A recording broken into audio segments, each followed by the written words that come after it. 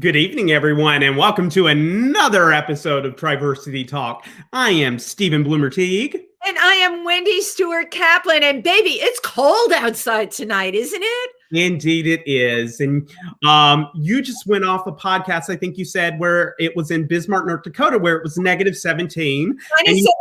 I'm right. I have no, you know what, Stephen, you're right. Neither of us has any right to complain right now because and you know yet what? I do, and yet I will.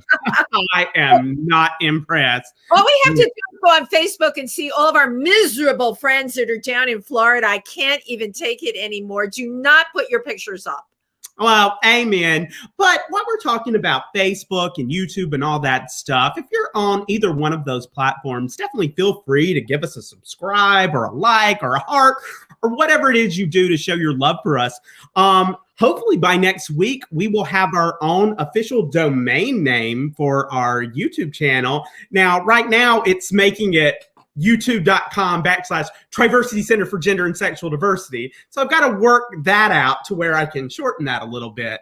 Stephen, that is all that technical stuff that you do so much better than me. That is, I just don't even know anymore. But I do know if people subscribe and we have a certain amount of subscribers, we will have our own domain name, which is like, that's great. I know. I mean, you feel like you've made it. Yeah. Well, before we get started tonight, one thing I do want to plug is our Share Your Heart talent show next week. It's, Share Your Heart, TriVersity's Got Talent, the virtual edition. We have 10 magnificent contestants, a couple of amazing judges, 3 spectacular hosts, well, at least one, I mean, but two pretty good. And it's going to be a fun night. All the proceeds go to supporting the Ecumenical Food Pantry. So love it if you come. We need you there because your vote helps determine the winner. So if you're interested, go to www.triversitycenter.org/share-your-heart. That was amazing. And next week, we will be doing a preview show, a special TriVersity Talk, where we will interview if not all of the contestants, at least most of them. So I'm very excited about that because, you know, one thing, when you get to see people to perform, they're performing. But when you get to do interviews, you're getting the nitty gritty. You're getting the dirt. And I like that. And I hope they spill tea on each other. They will. They need to be spilled. But let's not get ahead of ourselves because we have a great guest tonight. Wendy, can you tell us who that guest is? Oh, well, I'm very excited because I love when we have people that are near and dear to our hearts that really make a huge difference in Milford because of what they bring to the party. And you all will know this person because John DiLeo is not only an author, a book reviewer. He's been host of the Classic Film Series. He has been an integral part every year of the Black Bear Film Festival, bringing us the most amazing classic stars. Tab Hunter, he does the interviews on the stage, and he's really made Black Bear be so sensational because of what he does for our town. Without further ado, I give you John DiLeo. Hey. Hello, John. Welcome. Hey, Wendy. So good to be with you. Was that a good, do you think that was a good opening? Did you like it? Yeah. What's not to like? Thank you. Cool. I appreciate that. Who's the lovely lady behind you? Well, I thought if I had Marilyn right behind me, it would look like she was whispering all my answers into my ear for the hour. So I think we're kind of getting the effect. Yeah. I dragged her up from the basement. I'm sitting in a corner of my office, but I thought she would add a nice touch considering the topics we're going to talk about. So classic movies, and she looks a little cold to me, John. Maybe you might want to grab a sweater or a little something more Marilyn up tonight. So, John, you've written at this point 7 books, and an 8th one coming. No, it's 6 with the 7th one coming at the end of the year. Yeah, not too far off. I went through and I'm like, you are, and I tell everyone, you are, as far as I know, the classic film historian. So I have to ask you, it's such an intricate area of film, and you're like an expert. How did this all happen? Well, I guess it goes back to childhood. And I was lucky to be raised in a household of parents and grandparents, all of whom loved old movies. But I always say that everybody liked something different.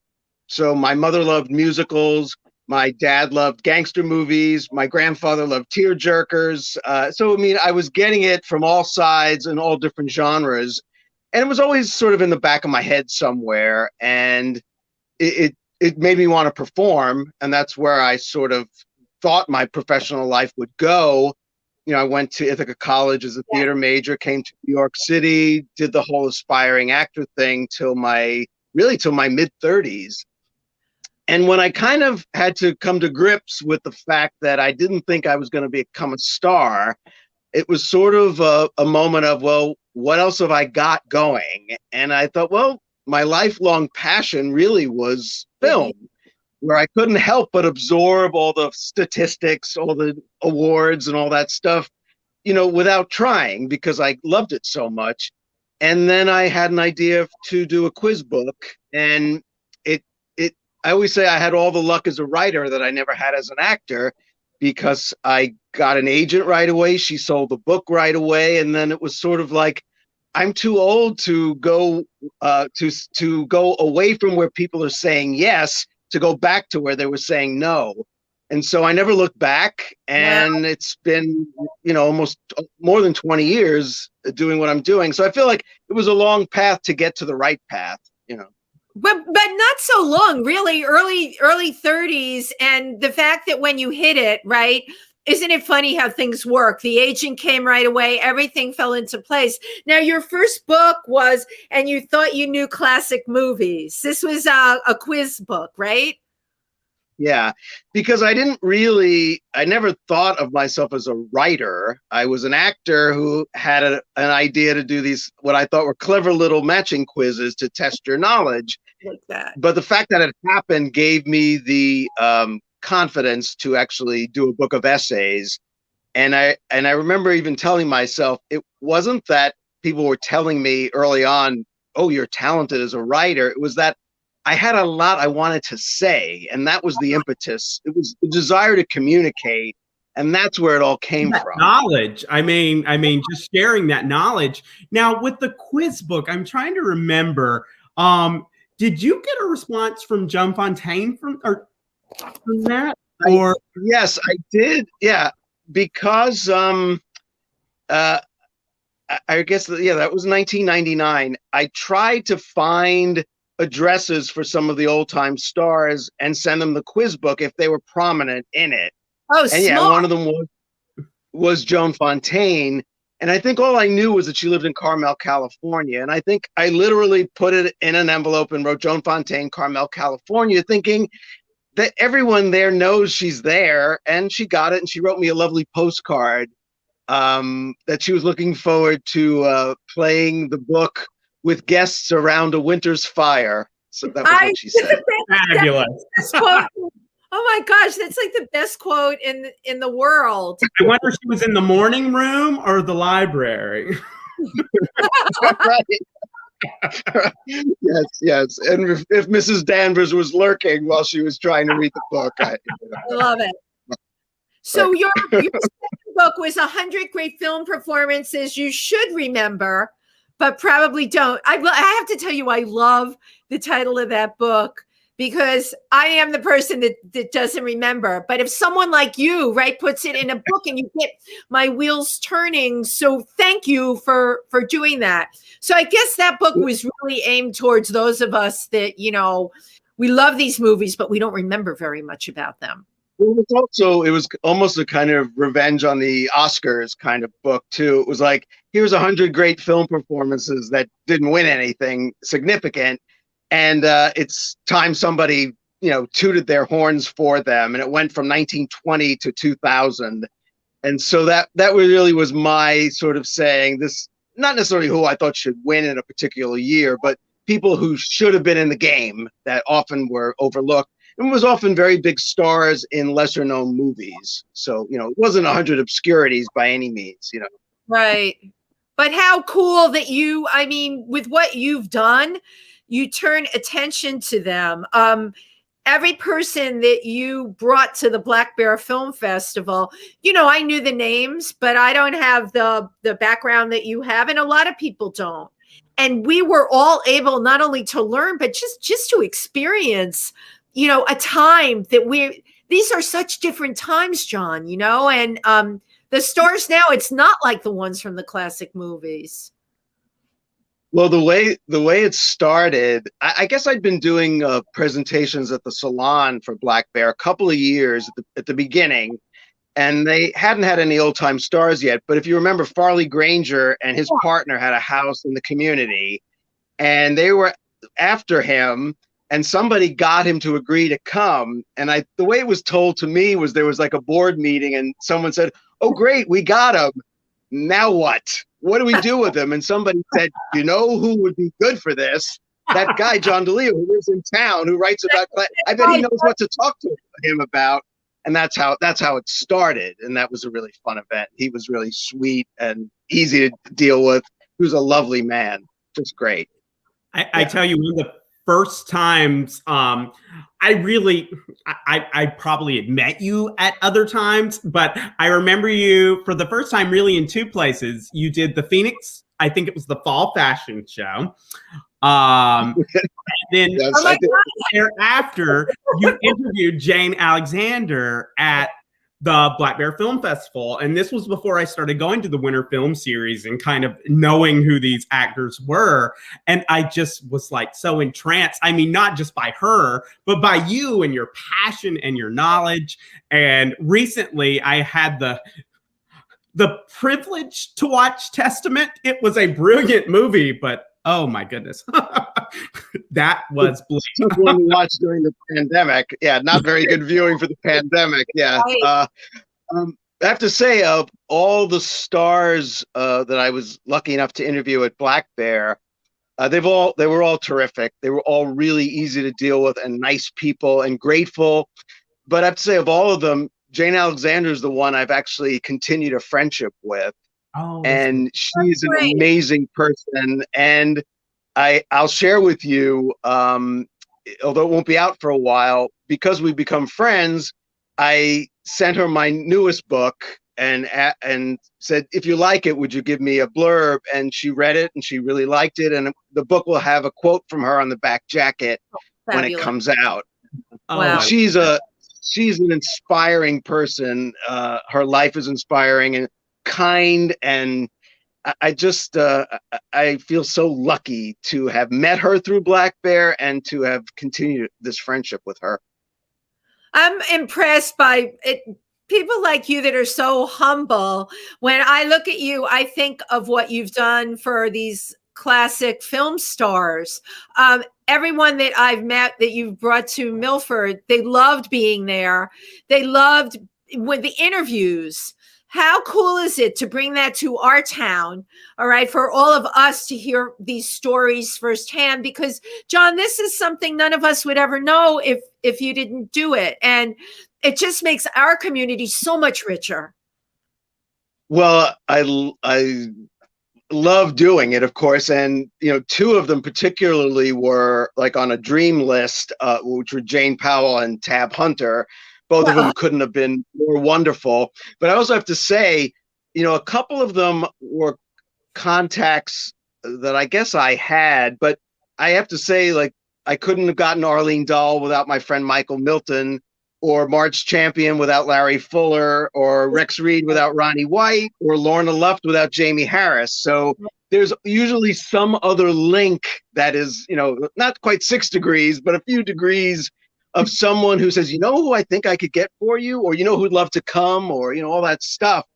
And then it's really about, like I said, the research, and I think they usually do have a good time because, you know, we usually do put on a good show for them because everyone's so excited that they're here.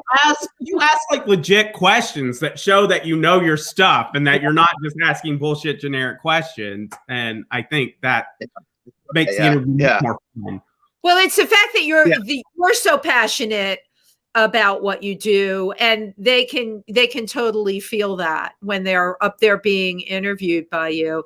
Now, your third book this is 40 remarkable movies awaiting rediscovery. And Michael Musto, can I read a quote? I love Michael Musto. He's a friend. Can I read this quote that he wrote? I thought it was so funny. I love a book that celebrates underappreciated films while providing on how to fill all those lonely nights without suggesting you give Sweet Smell of Success 100th go-around. DiLeo trumpets Dusty Gems. His glaring omission of Howard the Duck will only disturb people who think of Psycho as a romantic comedy. Right, Stephen, you love it. I had to read that. First of all, I adore Michael Musto, but that is so insightful. And yeah, he just really said it. You what made you want to call recognition to those films? Well, I think, like you said, if classic movies is my niche, within that, my even smaller niche is the underrated, neglected, overlooked movies. Because as I've often said to people, you don't need me to say, oh, Casablanca is a good movie, you should see that. Or Now Voyage is a good movie, you should see that. I feel like though I like to be there for the people who've seen all of those and want to know what else is good that they would love, but they've never heard of. And so Screensavers was that book.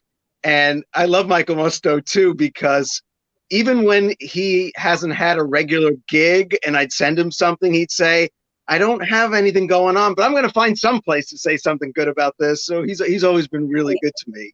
I mean, how cool is that, right? So we really missed, and Stephen, I'll jump in on this, that, because of the pandemic, you gave so much to the community on the Wednesday night film series. I was never there for it because I was in the city, but Stephen, you'll say it. I heard how people look forward to it and everything. I mean, absolutely. I mean, and not just,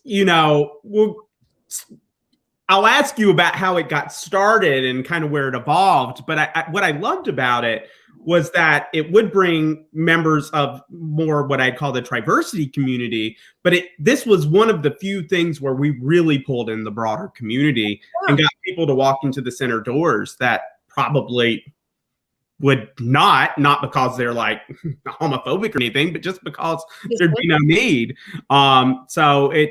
Just this winter film series, which allowed us all a reason to get together, brought people to the center, created allies. And I mean, it's just wonderful. Yeah. Well, it started, I guess, when Carrie and Chris ran the center. And I guess they'd seen, I knew them a little bit, and they had seen me, I guess, do some of the Black Bear events. And said, would you ever consider doing, what it became was, you can pick the movies and we'll just show them in the center and they'll be free. We'll have a donation jar and maybe we can generate something during the winter when there's nothing to do because people don't go out, it's cold. And it would be just something to make the winter go faster, which it always did. And I think obviously we're not doing it now because of COVID, but I think wasn't last year the 7th consecutive January, February. So it has been fun. And, it's a lot of responsibility when someone will grab you and say, I don't know how I'd get through the winter without you. It's like, oh my God, that's a lot. That's a lot to put on me. But I do love it. And like I said, often I've shown more famous movies because I realized I assumed at the beginning everyone had seen a certain number of classic movies, and I was wrong. So then I started throwing in more famous movies just to make sure people had seen them. And I remember, again, going back to Now Voyager or Mildred Pierce right before the lights go down to say, who has never seen this movie? And usually half the audience would raise their hand. And you think, oh my God, I'm so excited. I'm going to be in a room with 30 people. Half of them have never seen Betty Davis's transformation in Now Voyager, and I get to be in the room when they experience it. So it can be quite a high for me, I have to say. I mean, and just watching, and I mean, this was something I had never really experienced was classic film. I grew up in a house that loved movies, but it's like my grandmother would watch TCM, but that wasn't something we really shared. We'd go to the theater or watch something modern. And so this was for me, my first exposure, and just being able to fall in love with the different actors. And I mean, I will divide them in between actresses and actors for this point, because some of them I started having huge crushes on. It's like, but yeah, I mean, just so much fun. Now, originally, you thought it might be geared to kind of pull in young people to watch these movies, but it didn't quite work out that way, right?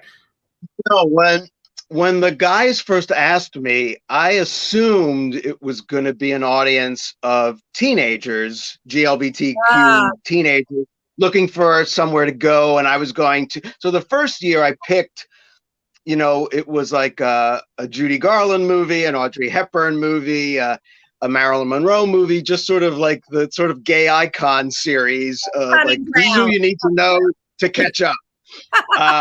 And then I realized it was mostly people my age, and they had seen Funny Face and whatever. But then sometimes I felt the second year maybe I tilted it more toward some of the lesser known things, and that's when I would mention things and I'd realize, oh, they haven't seen the more famous movies of this person. So then I think by the third year I found the groove. Mm-hmm. And so even last year, we did 10 last year because the weather was so good. We kept adding them on. And I think I found a good balance of I throw in one that wasn't so famous that pleased me, and then I throw, It Happened One Night, and whatever, Mr. Deeds Goes to Town, just because I wanted the surefire ones, in there as well. Tried and true. But I mean, or I loved having, like I said, showing Mildred Pierce for our friend Lorianne owns and operates a restaurant, and she's a mother. It's like, this is the movie for you. Lorianne was always so funny because it seemed like, at least the first year I'd go, every week she'd say, that person had a house up here. And you would always just give this look like, okay. Well, I guess she came up with some ones I'd never heard about. Because you said Joan Crawford, and I can't. Hold on. That's true? Joan Crawford had a house up in Milford? I don't know that, but I think that was or there was Grace Kelly. I thought she said. Grace Kelly's a Pennsylvania. For a while, there, Milford, but every week she was saying somebody had a house here. Let's start some big rumors on the show tonight. Okay, if you want to go back to old film stars, we know about Mary Pickford. Okay, we know that back in those days, the Fauchère is where a lot of silent film stars stayed. You must be familiar with the silent film star era in Milford, yeah, John? I mean, I know of it. I don't. I mean, you can certainly talk to Seth Goldman in town, who has the museum in Cuddybackville. I know about that. Tell us about that. Focuses on that, but I mean, I know all the people involved. I don't know them. This was 100 years ago, but I mean, I know who they are, and that's pre-Hollywood, before everyone said, "Come on out here. The weather's great. Bring your stuff." And that was the end of it, pretty much. But when it was based in New York and you're looking for the country, you just venture out. And this was obviously one of the places. Country. Isn't that we got the river. I mean, it's a beautiful spot for location shooting, and it still is. But I'm just saying it had its moment. And then, by the 20s, the whole operation was, even mid-teens, it was already gone. It gone Hollywood, as they say. Right. Yeah. So, John, I'm curious. You grew up in Brooklyn, yeah? Which part? I was born in Brooklyn. I was born in East New York. I lived in Ozone Park, Queens, until I finished first grade. And then I was raised in Nesconset, which is part of Smithtown on Long Island, and graduated from high school. That's a historical area. That's a very historical area there. It is, especially, the North Shore has all these Revolutionary War things that happened. Yeah, it's really lovely. I still have most of my family's on Long Island still.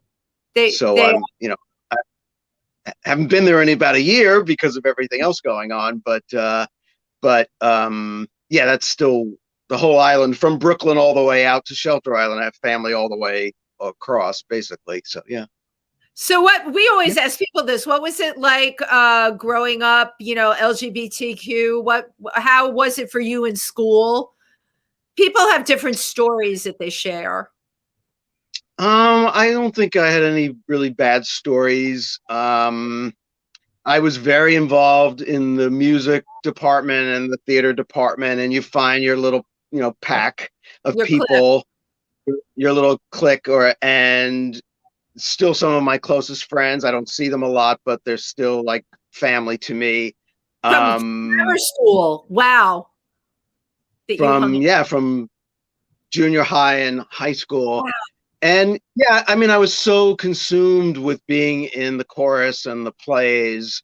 It was really a really good time. And I think I was also in a lot of ways, a very naive young person where I wasn't really thinking along those lines anyway in terms of sexuality at all. I was kind of mature in a lot of ways and very immature in some other ways, including that one. So even by the time I got to college, I still was a little immature on that and in that area.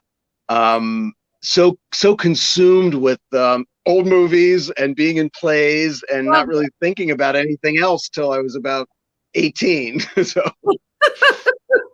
yeah. It's interesting. You chose Ithaca College is known for its theater program. It's got a wonderful theater program. It's always interesting to me that kids that come from performing arts background, I don't know, Stephen, it's so much more forgiving. You don't always have to worry about fitting in because you're just there and you just fit. And back in the day, as they say, it wasn't like the show Pose. It wasn't like that. It was just easier in a lot of ways for people. Because you were, what do we call them? Theater geeks. You were a theater geek. Yeah. The thing about, your theater degree, which, it doesn't mean you're going to be employed because you waive your diploma. And of course, most of the people I graduated with, from my era in Ithaca, most of us are not professional actors. However, I don't think I've ever really met anyone who went through that program that's regretted it or said that was a mistake or a waste of time. Because if you study theater, you're studying discipline, which you put into anything you do. You're studying how to work with other people and come together to do something. You use that in whatever you do, a theater background helps build all kinds of character. And so, and in terms of what I ended up doing, it was actually logical in the sense of I was still communicating. It was just with words, but I was still trying to get a laugh. It was on a page instead of out loud. I was still trying to touch you or make you think about something. It was all the sort of urge to be creative. It just found the place I was supposed to get to. So I think whatever people get to, a theater background is usually something very enriching. So yes, that's all. Yeah, I'm curious. Who was your very first interview that you did, and what was that like for you? Well, I guess I don't think I had interviewed anybody seriously until that first one with Farley Granger, and I think at the top. What's that? I'm sorry. What did you say? Nothing like starting at the top, Yeah, like starting at the top. I'm sorry. Start with Farley Granger interview. It's funny because he was so nice, but I could tell we only met like about an hour beforehand to just talk over a little bit. And I think I could tell he was doing it to be nice, but he wasn't really that excited about talking about his career. He wasn't full of himself at all. But I could see once we got out there, and it's like, it takes a little bit of time. You can always feel the moment when people get that click where I like this. This is fun. And he had a great time. Clearly had a great time. But I could see I had to sort of let him trust me or let him realize it was going to be fun. Right. And so I think you do have to find, and like you were saying about, it's a lot of it's about how prepared you are. And once they know you're a serious person who actually knows what you're talking about, you almost sometimes can see the moment when their eyes click into you like, wait, this is better than I thought it was going to be.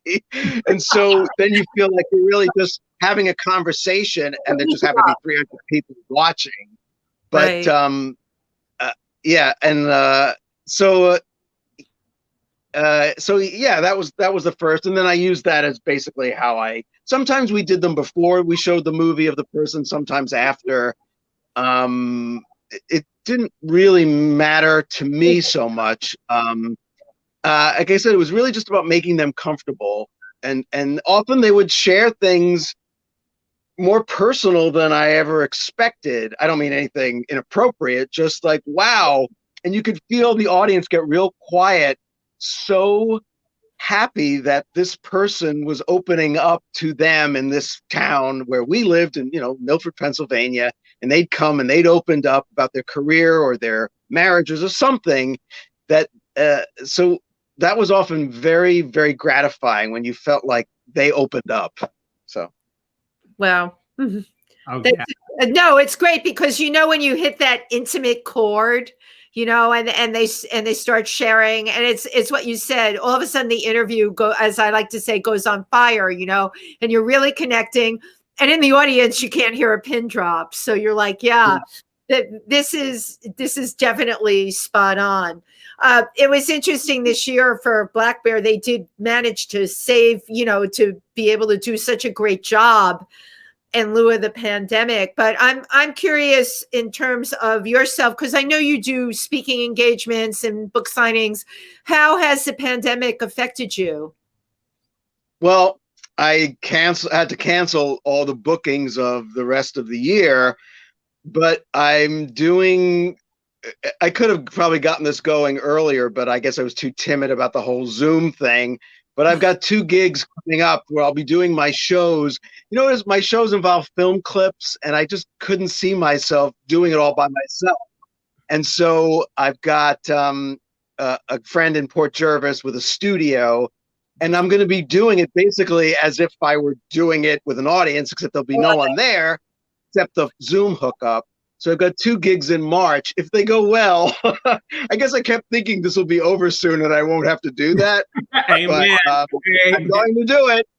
I'm going to do it. So we will see. A studio over in Port Jervis. I know the people you're talking about. And yeah, what a great opportunity. You will survive Zoom, John. You will.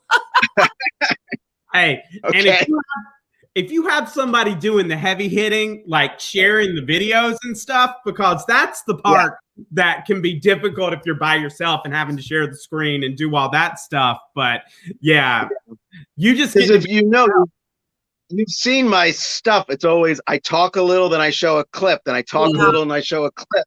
So it's like being a one-man band. And it's not like I'd show a movie and just talk. It's too much going on. And I thought, I don't see myself doing that in my house. It just seemed like too much. So anyway, we'll see how it goes, and maybe I'll do more of it. And yeah. That's great. You have to make sure everybody knows, like, when you're doing it, so they can zoom in. Zoom in with John. Okay. So I always ask the hard-hitting questions. Who was your biggest celebrity crush? Or at least we'll put it in the classic movie genre. Well, I've told you this, I'm sure, because I introduced those movies, and I've shown, my big celebrity crush was always old-time movie actor Joel McCrea. He's my favorite. He's a terrific actor, but he would be my celebrity crush.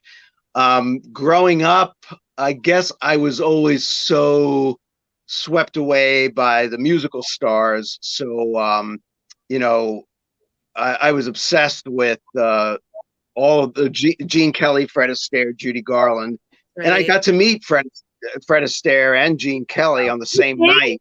I've got my parents. It was so good of them. I was 15. I got them to drive me into Manhattan so I could attend the premiere of That's Entertainment Part 2, which was going to be star-studded. I think the tickets were $25. My sister joined us too, so it was a big $100 night in 1976. And they were all there. I had my autograph book at the top of the escalator, and they came in one by one. And it was Fred Astaire's birthday, which of course I knew, and I'd written him a poem, which I was able to give to him.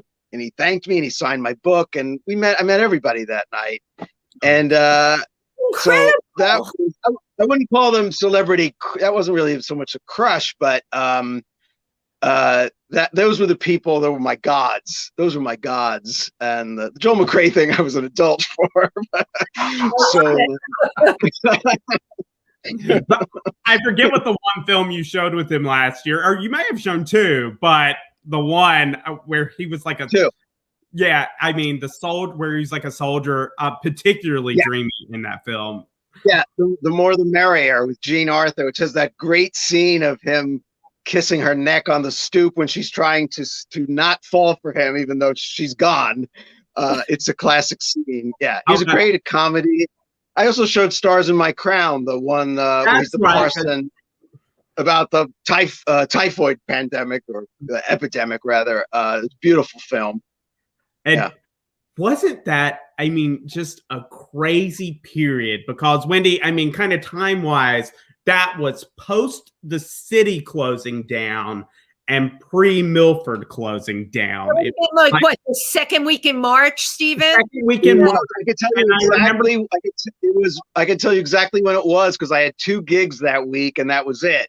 March 11th was the night I showed Stars in My Crown, a movie about a typhoid epidemic in a small town. The next night I showed Charlie Chaplin's The Gold Rush at the Delmonico Room at the Fauchère, and it was announced that night this would be, your series ended, but the Fauchère had a couple to go, but it was announced that night this is the last night. And really, that was the night Broadway closed. So actually, we went one night longer than Broadway because we did a show that night, but that was basically, I think of that as the night it all changed, March 12th. But I guess everybody might have a different, but obviously it was definitely that week for most people. Absolutely. Yeah, it was definitely that week. Wow. So much has changed in all our lives. So you're going to, the book that you have coming out, is it finished or it's a work in progress? Tell me where you're at with that. It's finished, basically. I turned it in October. My publisher is very happy with it. And actually just today I saw the cover and the back jacket and the complete design of the interior, including 100 photographs, some of which are in color. I'm not supposed to talk about it specifically yet, to sort of, to keep it under wraps a little longer.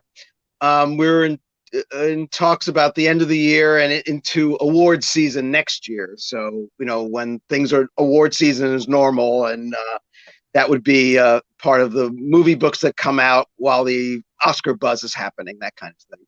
Oh, that's fabulous. Wow. It's hard to think. I mean, I want to believe everything's going to be normal, but it is a tad hard to think. I was going to say to you, if you've got a book coming out, you better get used to Zoom, because my niece just published a book that's being released in March, and everything she's doing is, it's all virtual. She can't go anywhere because we still can't go anywhere. It's very challenging to do things like this. Yeah, I could do events, like I said, the film clips. I would always have a show that goes with my book. Whatever book is coming out, I have an hour program with clips that goes with it, which, I could probably do on Zoom, but you can't sign books on Zoom. You can't meet the people in that way. And, maybe the fact that the book isn't coming out for a while, that's the sort of good part of it, that maybe things would be closer to what we'd call normal, without rushing it. Right. It's not so easy to figure it all out, because we're all very unsure. Nobody knows anything at all. What makes you love Milford so much, John? Oh my. Well, when we came here, I had the 20th anniversary in September being here, but I was still first.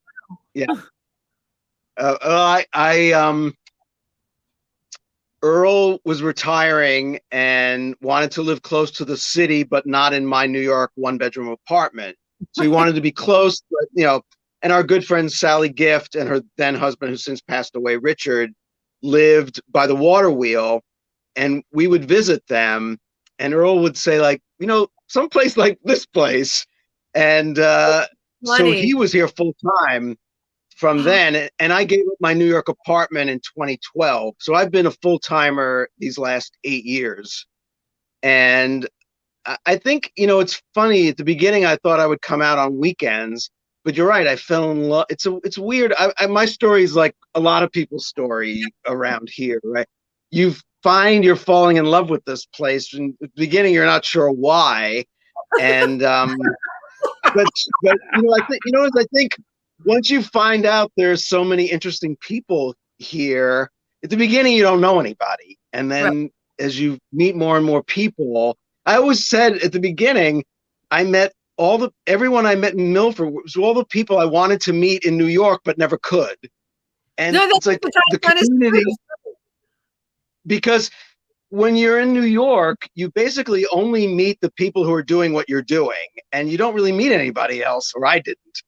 But here, if you went to a party or an opening, everybody did something different. And it was like, wow, I would never have met you, even though we probably lived in the same neighborhood in the city.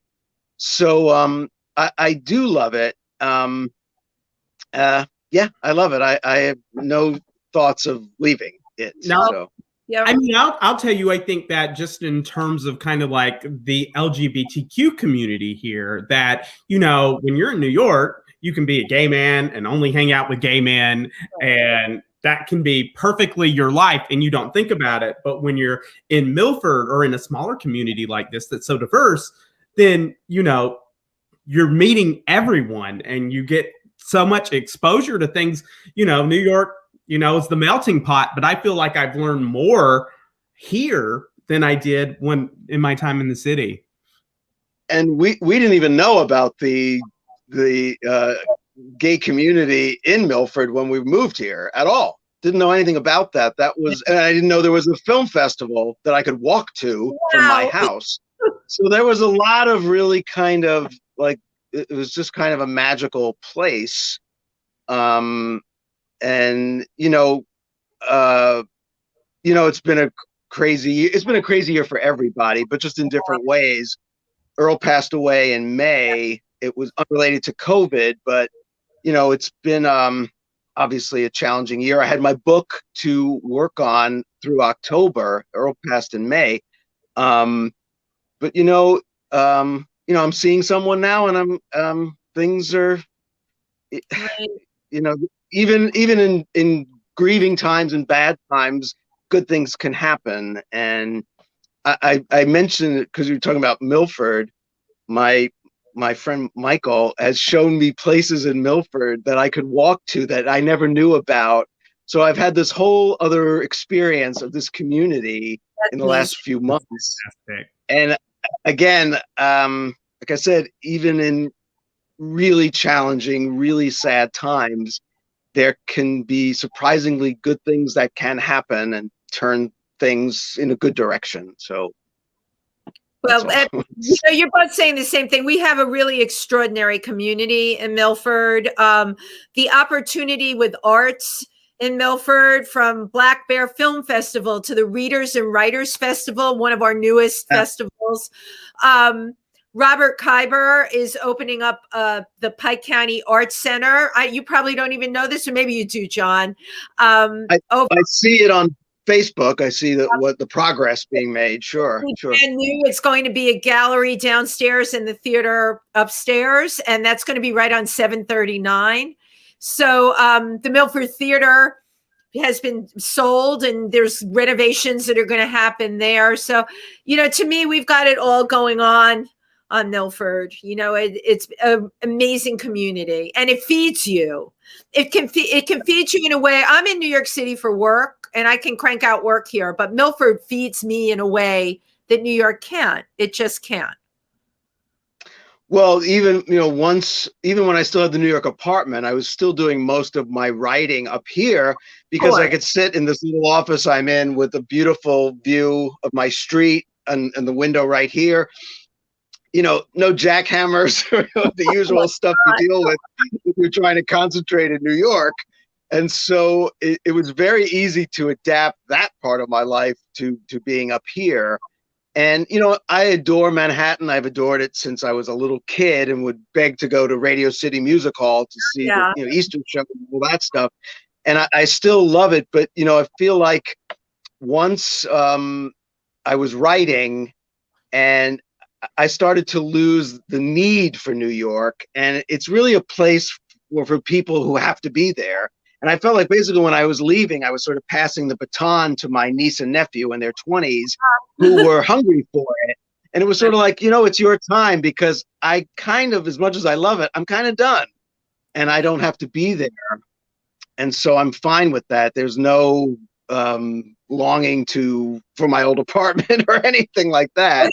But I loved it, but I kind of used it up. I used it up. You don't even miss them. Listen, look at you're a writer. Look at some of the writers that have come out of Milford, Frank McCourt, Angela's Ashes. I mean, we could just go down the list. I always say there's something about Milford, and Stephen, agree with me on this. It's because, don't you think it's because New York, New Jersey, and Pennsylvania all come together in some kind of incredible vortex that just attracts? This is my own theory. Bermuda Triangle. Vortex. It is, John. It's like our own Bermuda Triangle. But when you think of the people that have written books here, people that have made films, people that have come, I have this theory. It's funny you said about you were done with Manhattan. I have this theory about Milford and our area, that also when it's done with you, it purges you. There are people that have moved on just to other places. I've been in Milford 21 years and know a lot of people, right? But a lot of the ones that moved on, it was just because it just wasn't happening or fitting for them anymore. And the place itself just is like, I'm done with you. Okay, I hope that's not the case. You're good. It wants you, and you got this you got this book coming out.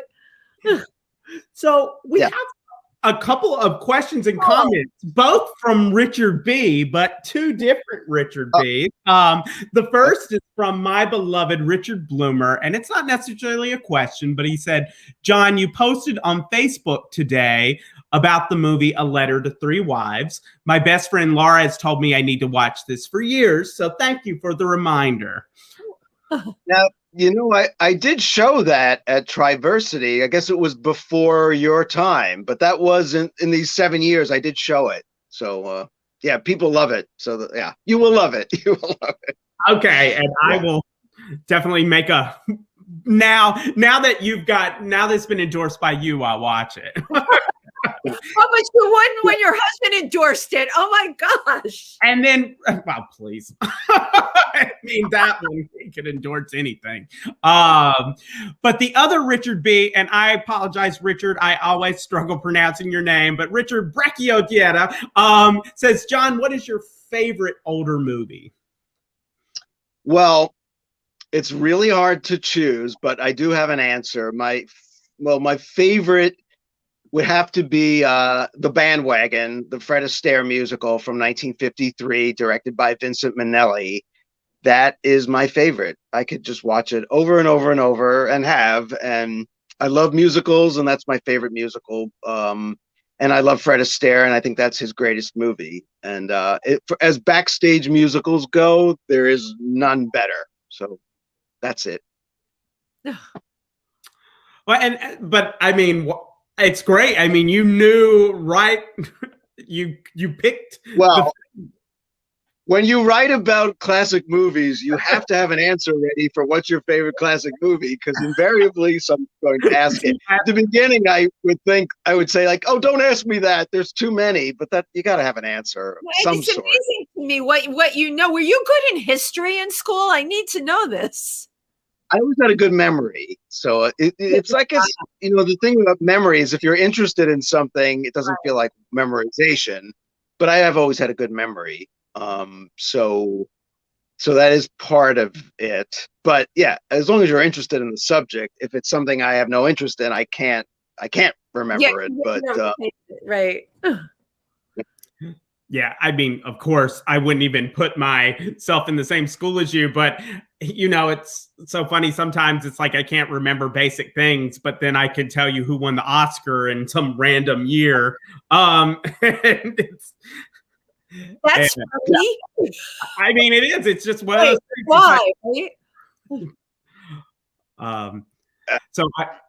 So Wendy, I'm not as good on the more recent stuff with the Oscars. I still have all the old stuff memorized because I memorized it when I was young. But yeah, if you ask me stuff in the last 5 years, I'm not as fast. That's my forte because I was in Screen Actors Guild, and then Alan's in the Directors Guild. They would send these screeners every year so we could vote. And I watch every single, there's nothing better to me than just coming home and putting in a movie like that and just becoming totally immersed in it, which is probably what you love about classic films. What's interesting, though, about the classic films, and as we're talking, I'm thinking about you, John. I wonder if you maybe reincarnated from those times because you identify with them well. The thing you should say that is that I share a birthday with Clark Gable, February 1st. Oh. And he died at 59. And what would have been his 60th birthday was the day I was born. And I just turned 60 2 weeks ago. So it just felt like it was a weird thing of me and Clark. So if I'm anybody, I'm Clark Gable. I'm just saying. Oh my gosh, you are the reincarnation of Clark Gable. Now, aren't you getting that? Don't you think Red Butler when you see me? Oh yeah. That is too funny. Yeah. I tell you, I never really cared. I mean, I saw Gone with the Wind, never really thought much of him in it. I know he's great, but it was when I watched at the Winter Film Series, it happened one night, and I was like, oh my gosh, he's brilliant. And it's just, once you get a different side of an actor, it can. Yeah. Well, he's great at light comedy. And of course, It Happened One Night is kind of a perfect movie. And he and Claudette Colbert both won Oscars, and they're both perfect. But yeah, you can't say, oh, he was just a handsome leading man after you see It Happened One Night. He's got incredible comic timing, and he's sensational in it. Now, he's not in a lot of great movies, really, but that's one of them. Yeah. That is. So I have to ask you this, John. People are comparing that know the movie classics. They say things like, we don't have those kind of movie stars now. We don't have those kinds of movies. What do you think about that? Well, one of the reasons we don't have movie stars like that is the way we see movies. You used to see them in movie palaces with gigantic screens when these people were literally larger than life. They were gods and goddesses. And so there was a sort of machinery that was building the mythology of these people as not like you and me. And we've been getting closer and closer through, well, since, I guess you could say, since the Brando years, of that actors are like you and me, and then added to what's on the screen is the off the screen stuff, is that now we know everything about everybody. There are no sort of mysteries about what is Greta Garbo really like at home. She's you could never imagine her just doing ordinary things. But now we not only know they do ordinary things, we see them doing ordinary things. So there's, in terms of the grandeur of stardom, it's just become much more mundane. So that's that.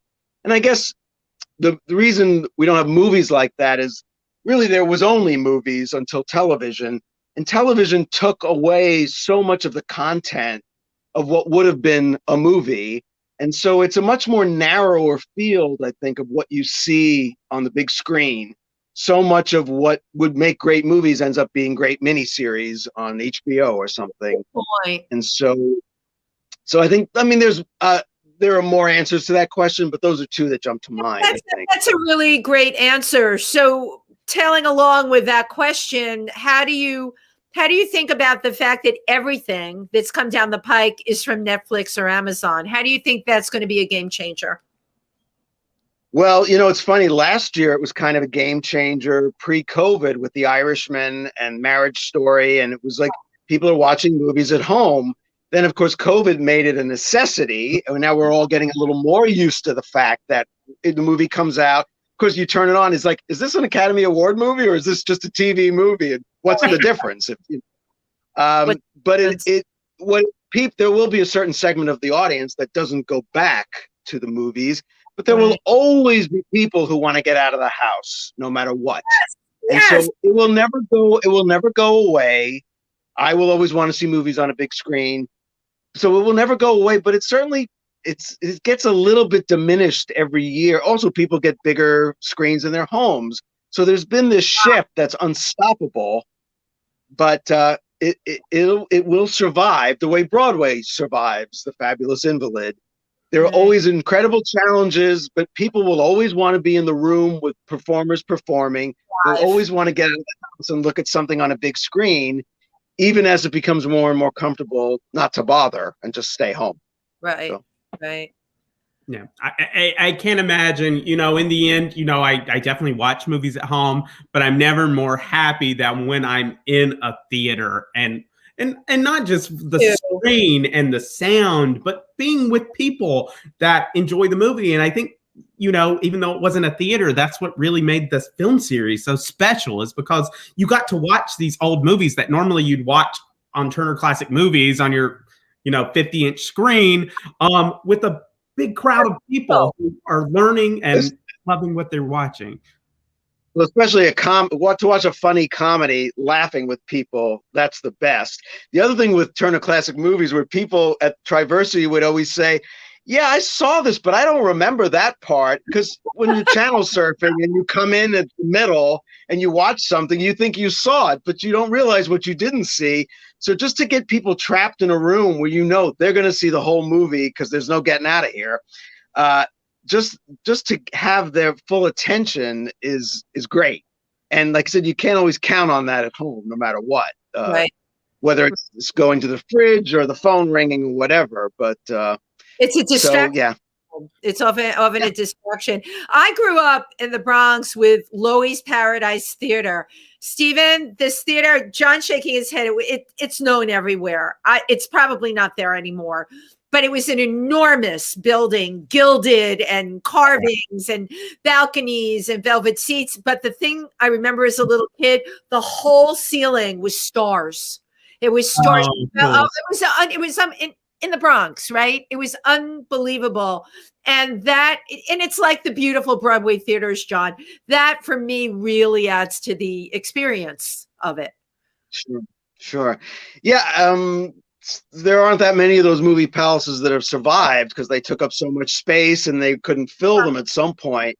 Though that one in the Bronx, I know there was one that was reclaimed recently that people forgot was there, and they were doing a big reclamation project. It might be that one. Right. An enormous amount of money will have to restore it, and then you have to wonder, what do you do with it? Because you can't just show movies. You have to make it live entertainment, something to bring people in.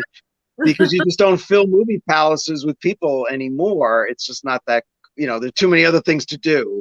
Absolutely. In the Depression, there was nothing else to do, and there was nothing as cheap either. So, Anyway. So before we close up for tonight, we do have one more question from Anya Hanna, or Hannah. And she says, hello from two quote unquote purged former residents and friends of John. John, the influence theater has had on you is of course evident, but we're curious if there are any authors who have informed or influenced your writing style over the years. Hi, Anya. I love Anya. She was my next door neighbor. I wasn't aware Anya was purged. Oh my God. Keep going. Hi, Ryan, too. Yeah, the big, even before I was writing or knew I was going to do what we call film criticism, I love the work of Pauline Kael. And I wrote fan letters to her and she would answer. And I ended up becoming friends with her in the last few years of her life and would visit her in the Berkshires. But she's still always an inspiration to me. I flip through her books all the time. Such someone to aspire to, at having the easiest access to her opinions. I just love how she's like so quicksilver in her responses, and you always want to have that ability to not have clutter in your head. Like, what do I think about this? What is it doing to me? And like cutting through the BS. And nobody did that better than her. So she's always an inspiration in that regard to me. But miss you guys. Bye, Anya. Sorry, you've been purged. I have no idea. I'm so well, before we go, John, we usually give the floor to our guest if they have any kind of, last words or promos or anything they want to say. So the floor is yours. Haven't I been talking for an hour?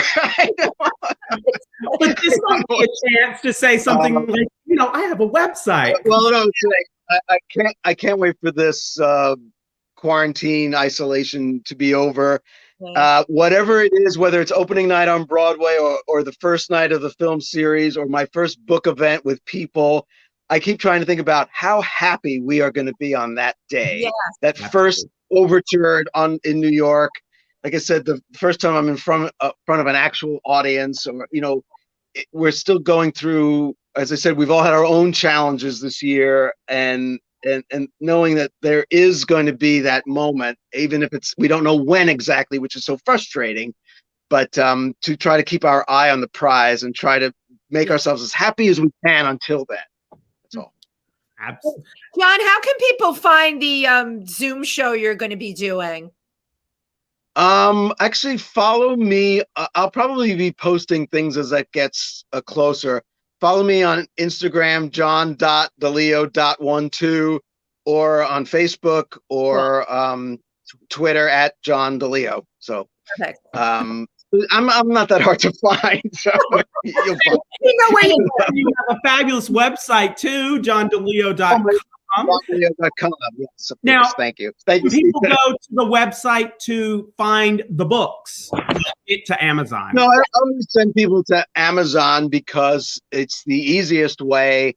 And when people order books on Amazon, they reorder, in, I wouldn't say bulk necessarily, but they order a chunk, and it's good to keep them reordering because they're the biggest seller of books at the moment. It's just a fact. And so, I always send people to Amazon. Yeah. Thank so you. just type in that name and you will find 6 wonderful books and a 7th soon enough. Right. And John, thank you so much for joining us tonight. I've said this to you in private and I say it in public. I really miss you. I miss the film series and can't wait till we can do it again. Same here. Thank you guys both. It was Thank really you fun for everything that you've done for our community and will continue to do going forward. As we say, you're a keeper. Amen. Thank you. Well, and thank you all for watching, and good night. And we will see you for the TriVersity's Got Talent preview show next week. Until then, good night. Good night, everybody.